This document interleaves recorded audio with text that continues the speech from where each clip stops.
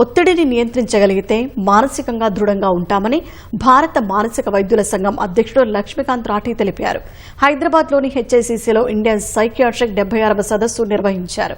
ప్రపంచవ్యాప్తంగా ఉన్న ప్రముఖ మానసిక వైద్యులంతా సదస్సులో పాల్గొని 950 అంశాలపై చర్చించారు.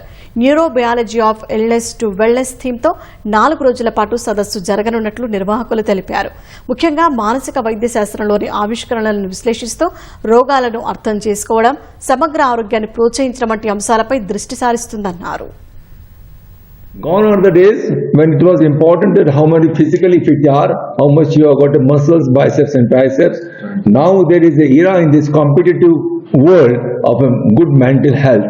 If you are mentally strong, you will come out of the physical illness also very easily. This is very important and Corona also has shown it. The people who are mentally strong beat the corona and came out of the ICU, but the people who were anxious, depressed, thinking, they have succumbed to this. So it is very important. ఇది main ఉద్దేశం వల్ల దీనివల్ల exchange of knowledge అనేది వస్తుంది. కాబట్టి ఇది ప్రజలకు చాలా ఉపయోగపడుతుంది. సో ఇక్కడ ఉన్న వాళ్ళు కూడా దాదాపు 900 పేపర్లను ప్రజెంట్ చేస్తున్నారు. దానిలో ఒక వర్క్షాప్లో ఒక 30+ వర్క్షాప్స్ ఉన్నవి. ఒక సింపోజియంలో ఒక 60-70 సింపోజియంస్ ఉన్నవి. సో ఈ విధంగా ప్రజలు వాళ్ళు చేసినటువంటి పనులను వాళ్ళు రీసెర్చ్ను ఇక్కడ ఎక్స్ప్రెస్ చేస్తుంటారు.